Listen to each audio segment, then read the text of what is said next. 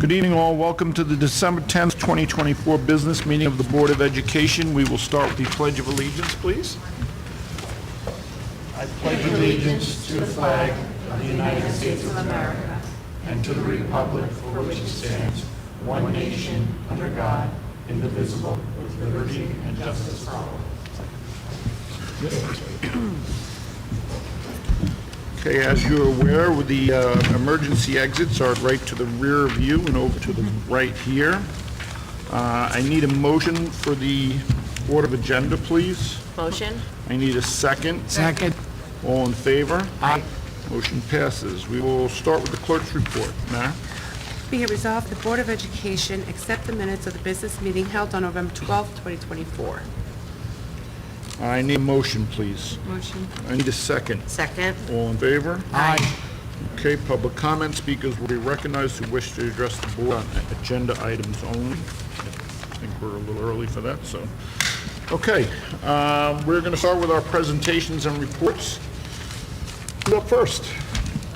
All right. Dennis?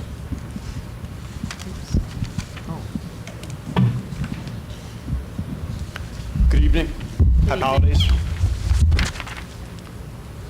I'm pleased to introduce Hampton Bays Middle School's Student of the Month for November, 8th grader Philip Poplowski.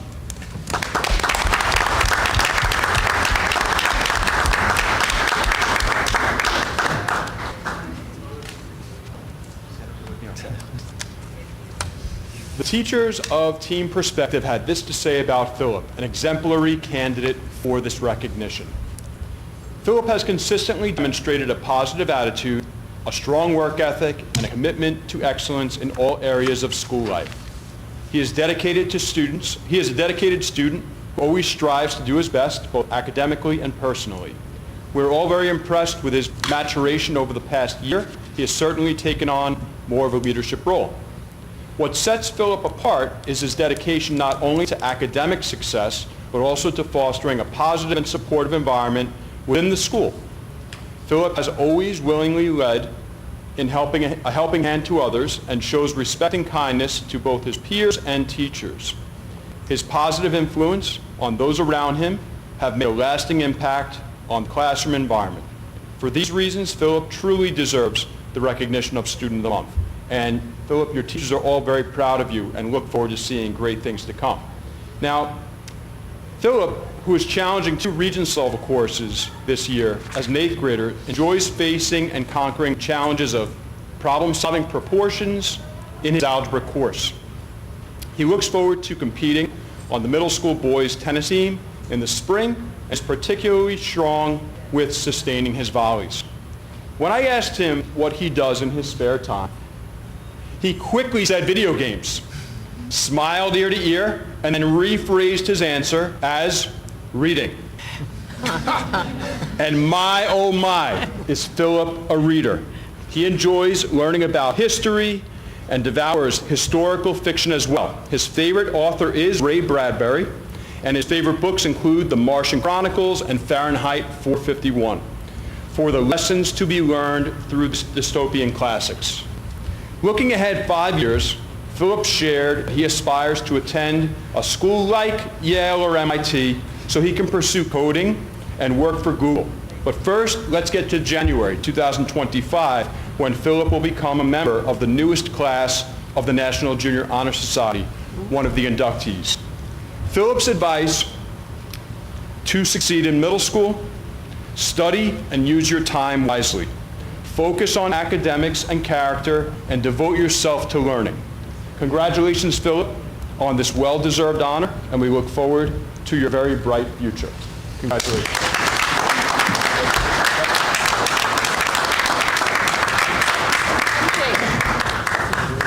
I just want to congratulate you. Congratulations. Good luck. Oh, nice handshake. Congratulations. You're welcome. Congratulations, Philip.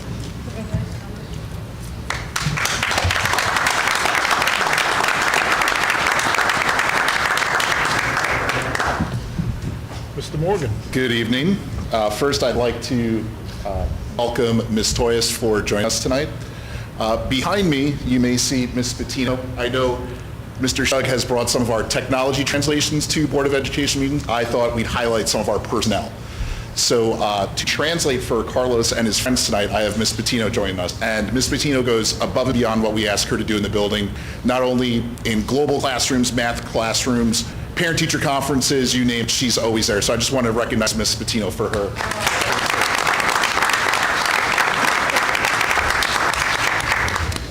It is my honor to recognize our November Student of the Month, Carlos De Leon Salguero.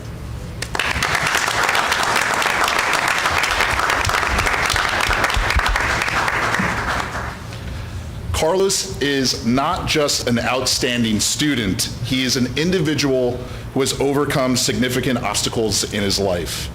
By facing these challenges, Carlos has shown incredible resilience and has emerged stronger, thanks in part of the encouragement of his teachers and his peers.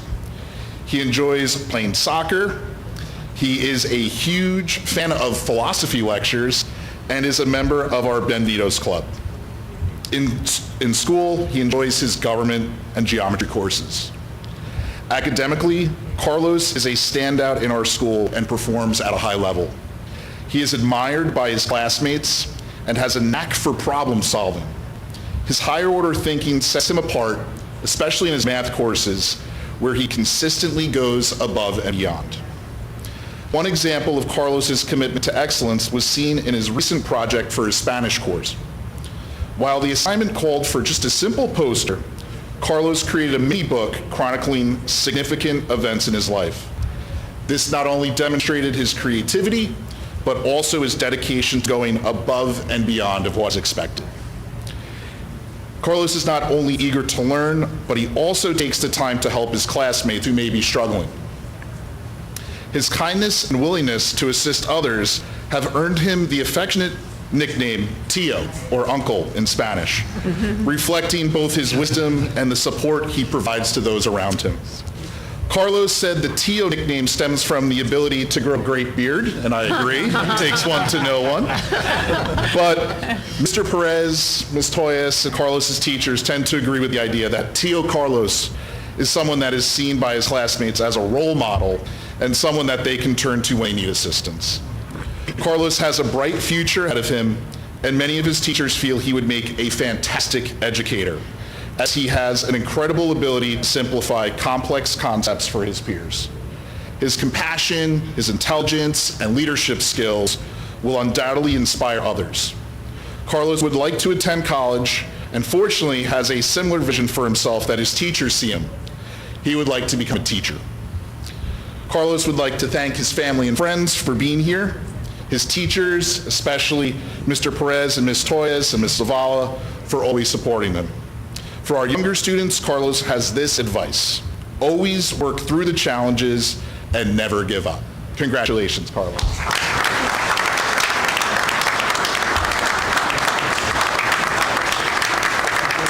Congratulations, Tio Carlos.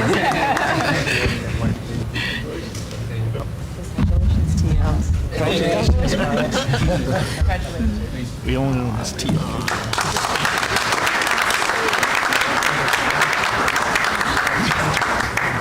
Our next student of the month is such a special young lady. 3 of her teachers are here tonight, so I'd like to ask Ms. Felice, Ms. Ellis, and Ms. Renault, please come up and join me.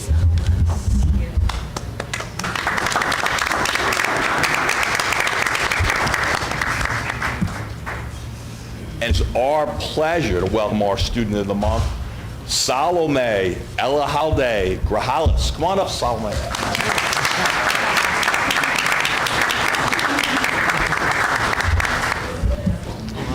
Salome is an incredible young lady who exudes beauty from the inside out. She starts most days with a special card drawing her picture that she has spent the evening making to brighten her teacher's morning. When working in the classroom, she's a wonderful role model who sets an exemplary example for her fellow classmates. She demonstrates incredible listening and organizational skills in all that she does. These are qualities that she has portrayed since kindergarten. Whether working in a whole class setting or a small group instruction, she's always prepared and eager to learn. Because English is her second language, she works very hard at applying all the skills taught in class, and is incredibly determined and willing to participate and share her understanding. Her teachers love that she's never afraid to ask questions and help deepen her understanding of things she's learning in class, in addition to acquiring the English language. Salome is always the first to step in with a helping hand for her teachers and classmates, and always does so with a smile. Salome has expressed wanting to be a teacher when she grows up. We have a lot of those tonight. When asked why she would like to be a teacher, she replied, "Because I love my teachers." Despite being soft-spoken, her hard work, kindness, and compassion speaks volumes about who she is.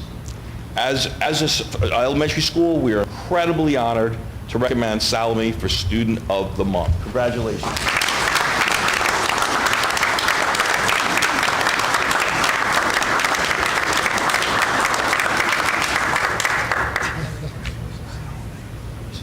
Congratulations, Salome. Good job.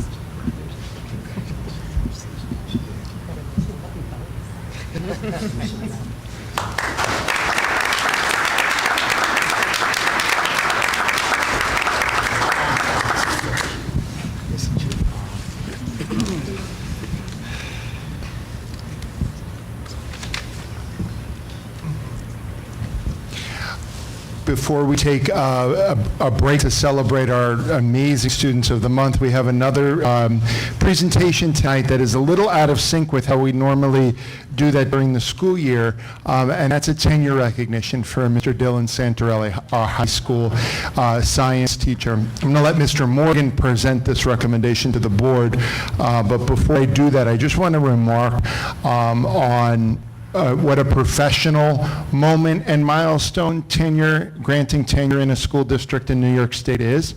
And I'm so glad that students are here to see this as well, because even adults have these special moments in their life after working hard and after being so successful, like the Students of the Month are tonight. And so when a teacher has worked in a school district for 4 years, the granting of tenure is a professional commitment that the school district and school community makes to a teacher because of the impact that they've had, and as importantly, the potential for continued impact over their career. So let me turn it over to Mr. Morgan, and then we'll have the opportunity to congratulate Mr. Santorelli. Mr. Santorelli, please join me.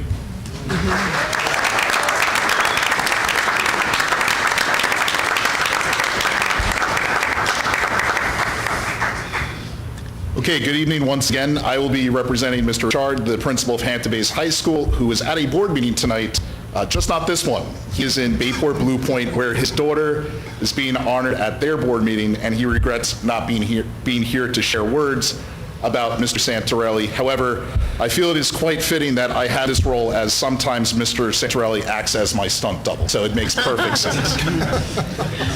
Mr. Santorelli began his high school teaching career in Hampton Bays as a part-time teacher and substitute in 2019, pre-COVID days. Since that time, he has become a critical member of the science department and high school faculty. Mr. Santorelli worked hard to grow as a professional by engaging in coursework, professional development, and through collaboration with his colleagues, many who are gathered here tonight. As a result, he now possesses a bilingual teaching certificate and is credentialed through the College Board to teach AP Environmental Science. These are just a few examples in a diverse professional resume that proves Mr. Santorelli is a team player and committed member of our school community.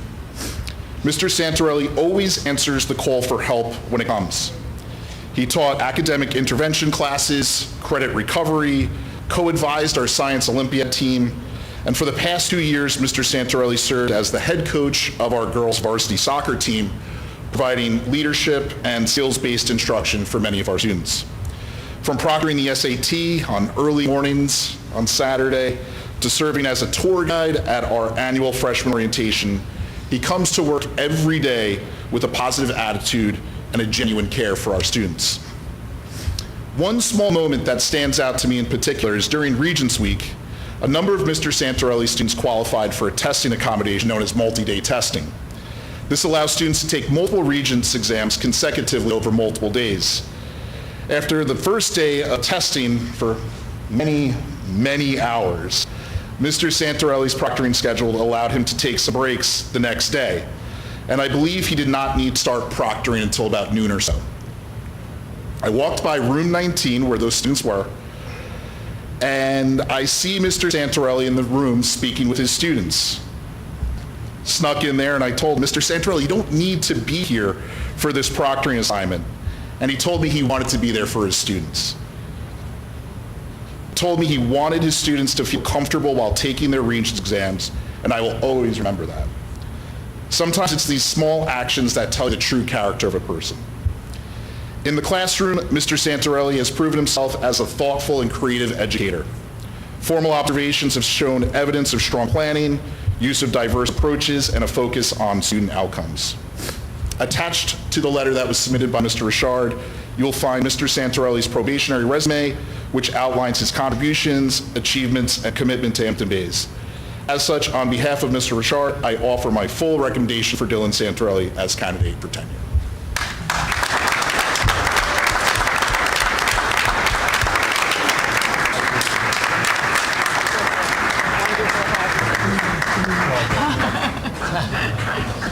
Congratulations, Bob. Welcome aboard. Congratulations.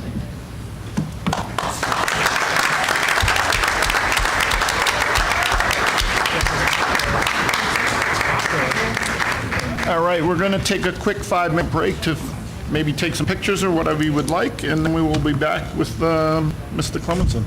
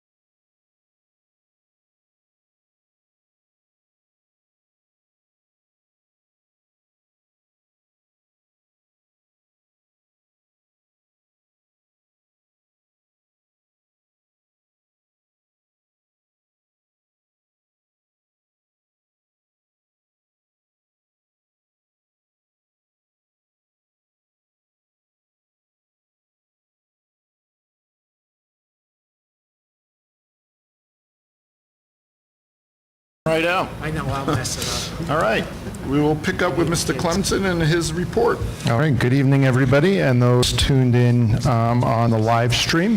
Happy holidays. I just approved the flyers for pre-K lottery and kindergarten registration, and I think the high school just ordered caps and gowns, so as soon as one's out the door, the other, we're preparing to bring the other crew in. Once it's January, my motto is, once it's January, it's June. So the holidays are coming, and then all of a sudden, it's going to be graduation day again. So the time marches on and does not wait, and there's lots going on. We started our holiday concert series last Friday evening with a joyful 3rd and 4th grade choral concert. Tomorrow is our high school winter concert that will follow our student council's annual senior citizen dinner. So I smelled garlic earlier in the hallways today. Chef Connor was making meatballs and sauce. So we will host dinner for our senior citizens and then treat them to a winter show tomorrow. The middle school concert a little bit different this year.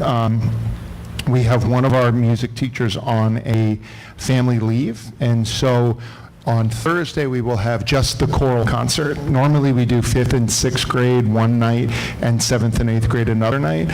This time, we will do 5 through 8 choral in December, and then a winter snowflake sonata type thing in January when the team's fully back together, and it'll be 5 through 8 instrumental. So we'll have our bands. And then holidays around the world on Friday. 1st grade holidays around the world. So Dominic the Donkey guaranteed to be in your head all weekend long. And so a wonderful 1st grade celebration of the holidays as well. Enrollment-wise, we are up 1 student from last month. And we sit right at 2,000 students, kindergarten through 12th grade in the district. So we're hovering right at that number. There's no surprises there. Sometimes throughout the year, we might see a January burp of enrollment. We might see it again as the spring warms up and a labor force, the labor force demographics change. But again, we watch that regularly. Our pre-K playground was, I talked about that last month and was put online in enough time with the nice weather to get the 4-year-olds out there. Our elementary school playground, Larry will talk about in a moment, a little further behind, still closed, but moving along and looks fantastic.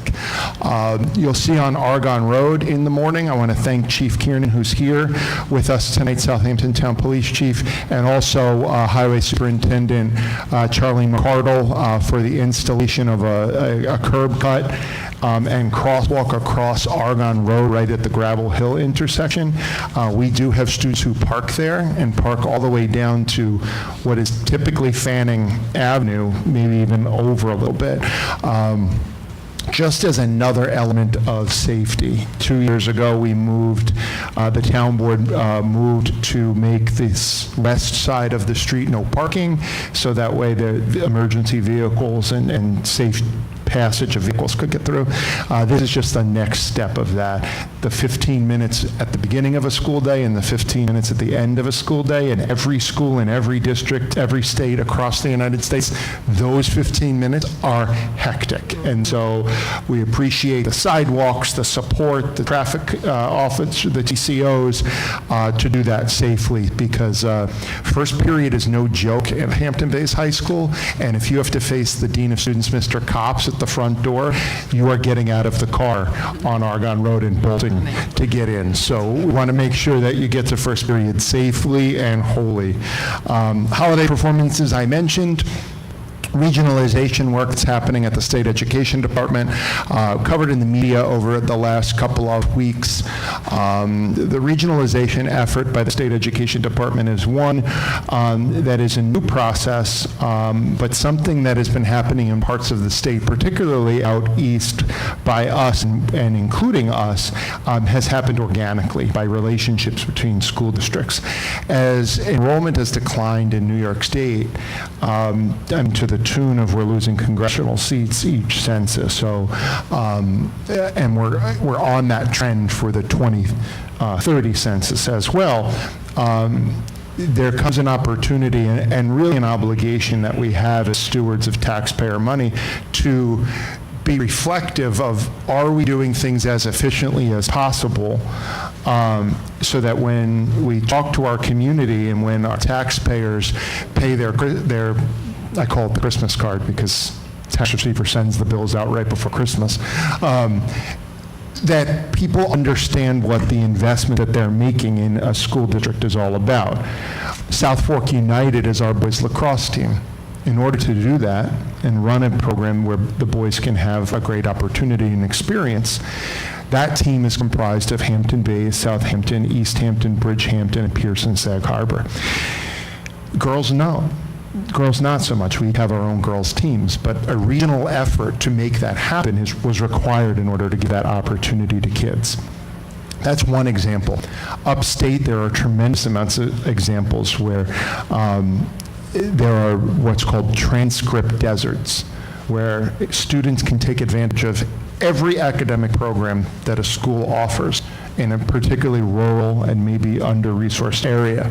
They could take every course available and still not be accepted to a SUNY because the program is not rich enough to be competitive with other New York State applicants across New York State, and so they're not going to get into that SUNY.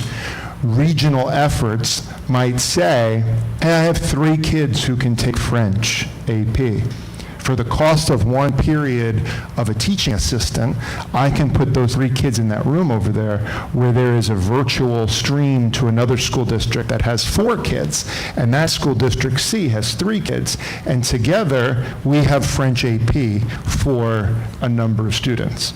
There's been some pushback on regionalization, particularly on Long Island and in the lower Hudson Valley, that this is an attempt to take away local control for boards of education. So in my statewide role as president of the New York State Council, we've been involved in this conversation for a month. Right before the Thanksgiving holiday, the Commissioner of Education sent out a letter to the field saying she wants to reiterate that the regionalization process is an opt-in process, that every 10 years, 37 regions in New York State, that's 1 for each BOCES, would convene and conduct this regionalization work. Where were we 10 years ago in our achievement, in our enrollment, and how much we're spending? Where are we today? What goals or ideas or challenges or obstacles or thoughts do we have for what's to come? And every 10 years, BOCES would put together a regional plan. Then boards of education have the opportunity to opt in or not to any of the ideas that are listed and say, hey, that might work for us. Let's give that a try. Or, you know what, that's not for us. We have our stuff under control. We have the opportunities we need. But there are no handcuffs. There's no compelling legislation that would make that happen. There was a real fear in certain communities that was going to be the case. That was not ever going to be the case. So the administrators and the leadership team have been working on this for about 7 weeks now, putting together the final report. We'll get that up to the State Education Department before the Christmas and Hanukkah holidays. So I just wanted to give you an update on that and answer any questions that you might have on regionalization. Because from the reflective work, if it results in nothing, what it did result in was an opportunity for the leadership team to reflect. You get going on okay, what's next? It's 24, 25, we just ordered the caps and gowns, the new kindergartners are coming, then it's 25, 26, then all of a sudden it's 31, 32. And if you don't make the time to sit and reflect with a cup of coffee, around a table, and say, let's just sit with this for a little while. Let's remember what 10 years ago was like. 2012, 13, 14 in Hampton Bays was a lot different. 2,145 kids, 2,000 kids today. So if what does that mean for us? The profile of student has changed in 10 years. We've gone through an international pandemic. Mental health needs are higher. Poverty hurts more perhaps today during an inflationary period. Transience has changed. Immigration status in the United States has changed. What schools are being required to do post-COVID. Never did I think I would be swabbing noses. You know, I didn't go to that class in superintendent school, but we did it. School gets pulled out of its lane sometimes. And so when you take the moment to reflect on that, it doesn't become, things are just harder, we just have to do that. We have a really articulate commentary with our community and dialogue with our community about why your tax bill is 80% of the school, because we can't charge revenue. I can't get, if you're late to class, I can't fine you, as much as that might help. We'd make a lot of money first period, but we can't raise revenue. So as a taxpayer, and I am in this community like you are, members, it's not an expense, it's an investment. What's the return on the investment? 2,000 kids? Okay, how is the money being spent? We want to always have that transparent conversation. And over the last 5 years, I've stood at that podium when we talk about enrollment in January and talk about that ski slope, right? And say, okay, one less kid in a classroom doesn't mean one less teacher, one less bus, one less textbook, maybe one less textbook, but you don't realize savings till you hit critical breakpoints. But if that's the case, as a Board of Education and a community, we need to have a conversation about, okay, are we going to lower the budget now? Or is this receding tide in enrollment going to give us the opportunity to add a financial literacy program, to add a culinary program, to add robotics, to do things that we weren't necessarily able to do when our teaching power was taken up with getting kids out the door with graduation requirements? What other things can we do? Those are questions that we get to ask now. So the regionalization process, I say this all to say, I don't believe I'm being naive when I say that good can come from this and that it is a worthwhile exercise that we've gone through. Once it's all compiled, I'll share that report with you. If there's any comments or questions, I'm happy to take them on regionalization. Okay. I'm so pleased that as our guest tonight, we have Southampton Town Police Chief and parent of Hampton Bays alum. We battled between Georgia and Texas on the football field this weekend, but we might see each other again in the tournament. So Chief of Police Jim Kiernan is here.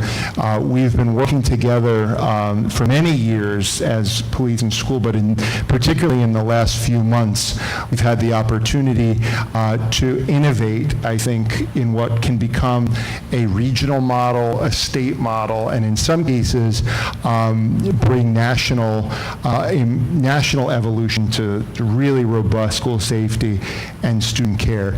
And this is a program called Handle with Care. So I just want to take a few minutes to discuss this, because on tonight's agenda, you are approving a memorandum of agreement that the school attorneys and town attorneys have worked out to implement this program called Handle with Care. In short, and Chief, feel free to jump in as well, and Eric has been doing a lot of building of this program as well, taking a philosophical concept that started in West Virginia in 2013 and has grown to states like Maryland, Colorado, and New Jersey, and operationalized it into something that is quite easy to operate, but a lot of work went into building the back end of this. It was brought to Suffolk County. It was brought to my attention by now retired colleague and friend of mine, Dr. Ron Macera from the Santa Maria School District, who had done a tremendous amount of work in his career as a systems leader around adverse child experiences, mental health first aid, and wellness for kids. And he, together with the CEO of the Health and Welfare Council, Rebecca Sainin, who now serves as a Suffolk County legislator from the Huntington area, presented this at the county level as an idea that, COVID is over now, what's the next thing? Let's keep pushing. And Handle with Care makes sense to start and pilot in a community like Southampton. In short, it's a trauma-informed, multi-agency police, mental health, school approach to caring for kids. It's as simple as that. When you look at the Southampton town, we're 140 square miles. There's an indigenous nation, 7 incorporated villages, 18 unincorporated hamlets, nearly 70,000 people, 140 square miles. A lot going on. 2 military bases, a jail, 3 colleges. There is a lot happening in this town for what was once a sleepy, seasonal village, right? So with that comes amazing things that happen and some really traumatic things that happen. Southampton Town Police oversees in its jurisdiction 9 districts and 12 school buildings, 4,300, almost 4,400 school children under its jurisdiction. Those school children experience trauma in a number of ways in the home and in the community. When there's something going on in the household, and the schools and the police work together in many ways to support families and support kids. And we have a long history of doing it. Active shooter training, emergency response drills, Shop with a Cop, Police Explorers, Police Careers Day, crisis response, crosswalks, traffic control officers, from the most vanilla safety things to the scariest safety responses. And we believe Handle with Care is the next evolution of that. An adverse child experience is a score of 10. It's a score of 10. Your ACE score is when you're a child and you have experienced physical, emotional, sexual abuse, you've experienced physical neglect, emotional neglect, or there's some sort of dysfunction happening in the household, an incarcerated relative, mental illness, a mother who was treated violently, substance abuse in the house, or divorce. When you look at this and you say, I have 0 as an A score, that's fantastic. It doesn't mean you won't have mental health or trauma challenge in your life. But if you have 10, a score of 10 as your ACE score, research shows from the Center for Disease Control and the Department of Health in the United States that you are more likely to experience physical health problems. Nearly 2/3 of adults in the United States have had at least one ACE before the age of 18. 3 in 4 high school students today experience more than one ACE. It's related to heart disease, depression. By mitigating ACEs, it's estimated that 1.9 million heart disease cases, 21 million depression cases could have been avoided by preventing them. Suicide attempts by as much as 89%, prescription pain misuse by 84%, and there's an economic cost to adults who have experienced ACEs as a child. $748 billion in the United States, Bermuda, and Canada.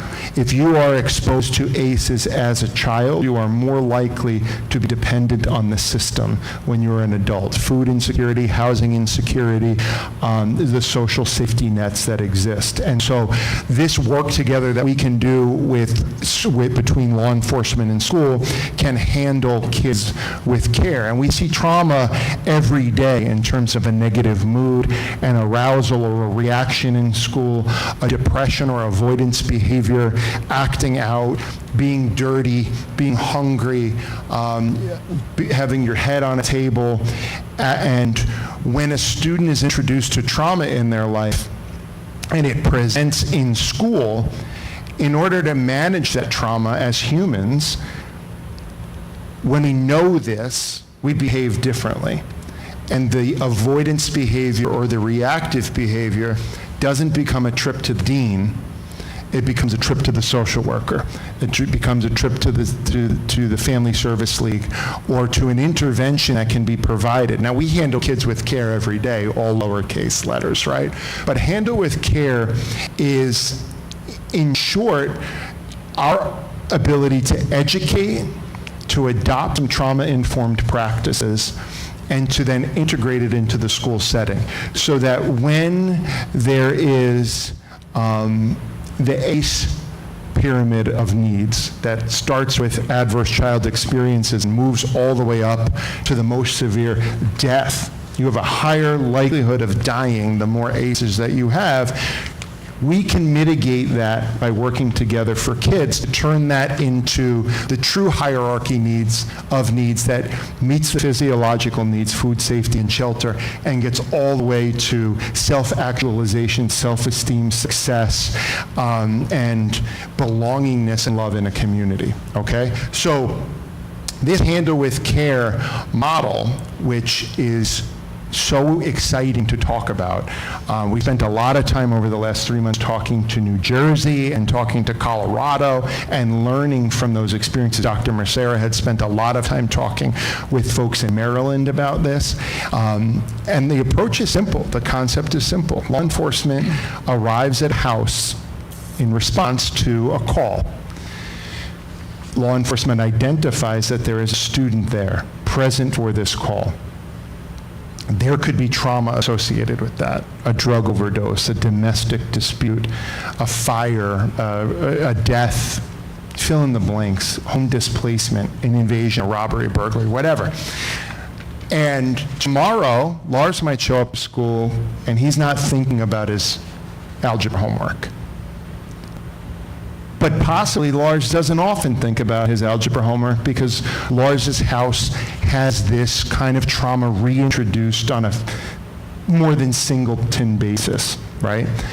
But as the teacher, Mr. Clemenson has had it. It's algebra homework every day. Please do it. I'm frustrated. But if I've received a Handle with Care notice, it's just a tap on my shoulder. I don't know, as Mr. Clemenson, the teacher, that something has happened. What has happened? Uncle overdosed in the house in front of everybody and was Narcaned and it was traumatic. But I know something happened that Lars just needs to keep his head on the desk today. And I might, when the kids are working quietly, you okay? Anything you need? Lars might say no, but it doesn't have to be, so tell me what happened last night. You know, a well-meaning and well-intentioned, let me intervene, is a reintroduction of trauma, which does not move the situation and the wellness of the student forward. But a simple proximity, a hand, a tap on the desk, a thumbs up, go get a glass of water, could be a step in the right direction. Now, something more significant than an ambulance call because grandma fell and broke a bone. Traumatic, but not necessarily as traumatic as a violent injury to a parent by another parent in the witness of the kids. There's a two-tiered way now the model would work. So over the next 6 weeks, the chief, Eric, myself, Lieutenant Kiernan will be working with police in training, 6 different sessions through January to train on adverse child experiences and what the model would look like. So if I could ask Eric to maybe take us through the model for 2 or 3 minutes and illustrate how it would work. Police show up to a house, they identify a school-age child, and it triggers as now part of their standard operating procedure, a Handle with Care notification as they fill out their paperwork. Thank you. So basically, on the police's end, they'll get a call, they'll do all their paperwork and their investigation, and once they get back into the sector car, we've arranged for, on the patrol cars' laptops, we'll have a decal, a sticker, it's about 2 by 3, next to the trackpad on the maps. It's QR code, it'll also be bookmarked on their workbooks if it's easier that way, but basically it takes them to a form. There's 4 questions to answer, and they're simple. I mean, and, you have documentation there where you could actually demo it if you want yourself, if you take your phone out. Basically, you scan the QR code, it takes you right to the form. It's a secure form. And first question I'll ask is, what school district are you responding to? Well, in this, as we pilot this, it's going to be Hampton Bays only. It's going to be Hampton Bays is what you choose. It's a drop down. And then the next question is, what's the numerical address of your incident? You know, where are you? So you put in the address. 17 Baywoods, I think, is a popular address around here. That's Mr. Clemson's house. I know we've tested this a lot, so I know that. So 17 Baywoods is what you enter as the numerical. And then there's a question that says the CT number. That's the tracking number for the police department. That's just a reference for them to know, so they know what what incident, because sometimes they respond several times to the same address. So what incident you're responding to, that's a CC number. And the last question is this a code red, basically? We've identified certain incidents as code red. So a house fire, maybe a sudden death, or in the family or something like that. Something that's really severe, something that we're going to know about in the school right away anyway, and we're going to try to intercept that kid as soon as he or she comes into the building, if he or she makes it into the building. That's it. You click submit, and from there the form has script written into it where it filters in, and it'll go to my email address, and then from there, there's nothing identifiable in that documentation, right? The only thing we have is the address. So from there, I'll take the address, 17 Baywoods, and I can put it into our student management system and say, hey, we have a student residing at 17 Baywoods, or we have, several students, or, in different schools residing at. We don't want to know who they are specifically. We're not going to advertise that, but we're just going to filter that entry then and shoot it out to the building so they know, this kid may have a bad day today. Just be on the lookout for this kid.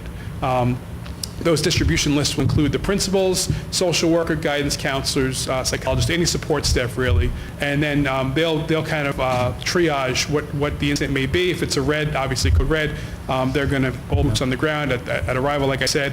Otherwise, they're just going to get around discreetly say, if Johnny's got his head on his desk, maybe he's not having a good day. Any questions on this?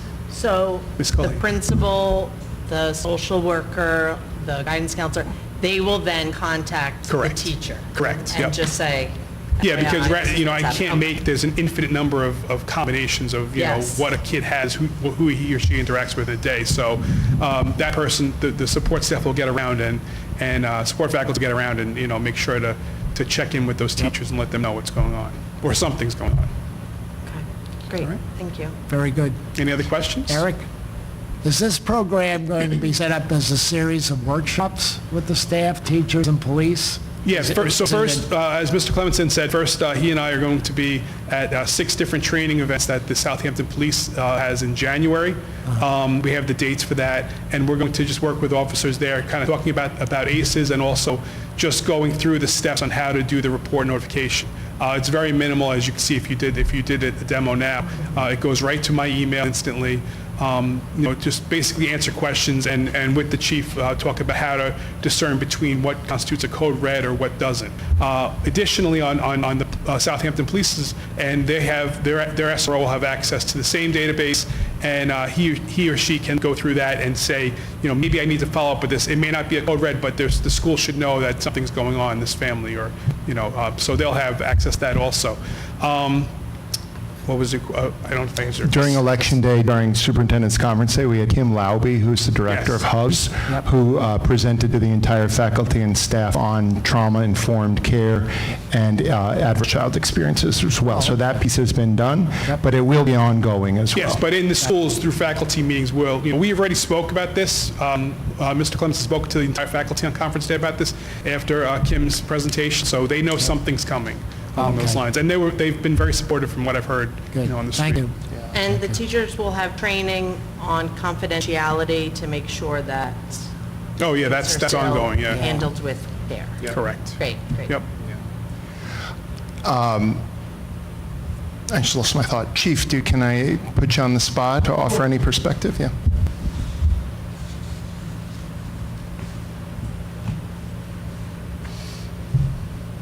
Did you have a question, or you wanted me to just?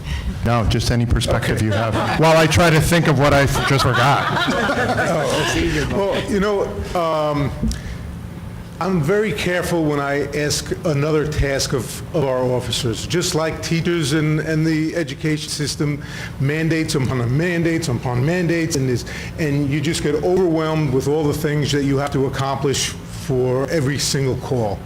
In this case, though, I'm going to introduce this to the officers, the 3 of us, at these training days. I'm not going to have resistance from officers for this program. I can tell you why. There's not a police officer, certainly not in Southampton, but anywhere, that hasn't gone home after a tour of duty, that hasn't cried themselves to sleep because they left a kid in a home they could do nothing about, and they know that kid's having a bad day. This is peace of mind that now the officer knows the kid's teacher's going to know. The kid's teacher's going to know and at least look out for the kid. It's peace of mind for the officer, and that's why I'm not going to get any resistance that way. And on the other hand, we're providing that kid with the support that they need where they're most likely to get their support, in their school. So that's the encouragement I had, and I'm sure that that's going to be what we're going to see from the police officers.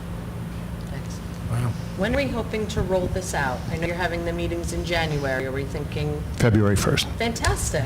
That's great. We've shared, and we'll meet monthly because what we learned from Colorado was that there's a Goldilocks effect, that we have to find a right. Are we reporting too many with CARES? Are we reporting too few? What bugs are in the system that we just didn't anticipate, which is why we wanted to be slower with the pilot.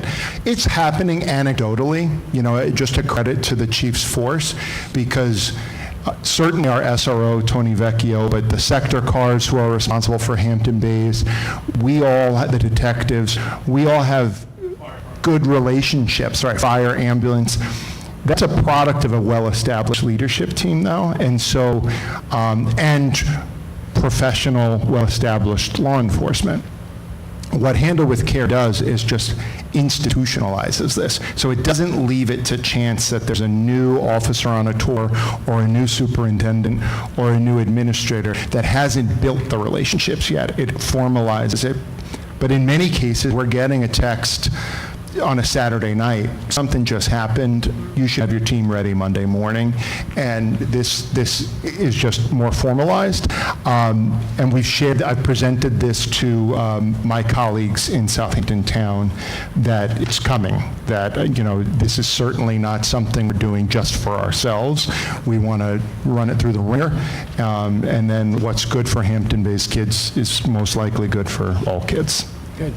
We thank you for your support on this, and the chief and town board. We started our first meeting October 8th. I don't think I've ever seen two governments move that quickly to get this off the ground. So it's a great partnership, Chief. Thank you. That's great. Thank you.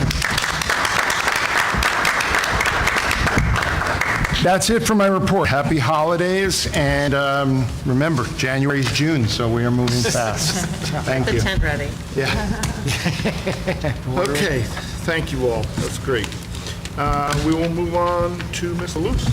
Thanks, Mr. Springer. Just a couple quick things for the board members. Budget worksheets, my favorite time of the year. There we go. The 2025-26 budget worksheets are either out or in the process of being distributed. Some departments have had worksheets for up to 2 weeks already. Others were receiving them today. I anticipate worksheets back around the end of January, maybe early February.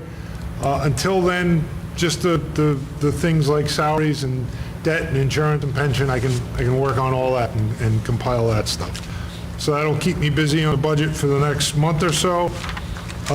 Elementary school playground looks great. The pieces of equipment are installed. The contractor was out there working today, spreading and leveling the new 5-bar mulch surface under and around the equipment. They're hoping to finish the work by the end of next week. They say hoping because the thing that could really upset that is the rain that's expected tomorrow. Yes. It makes the ground a little too mushy. They can't get the tractor trailers back there to dump the 5-bar mulch, and that's going to delay things a little bit. But they hope that by the end of next week they could be finished with the elementary school playground, and if the weather works, the kids can go out and use it and play and enjoy it. I get a daily report at dinner. Oh, okay, yes. What contractors were on site today.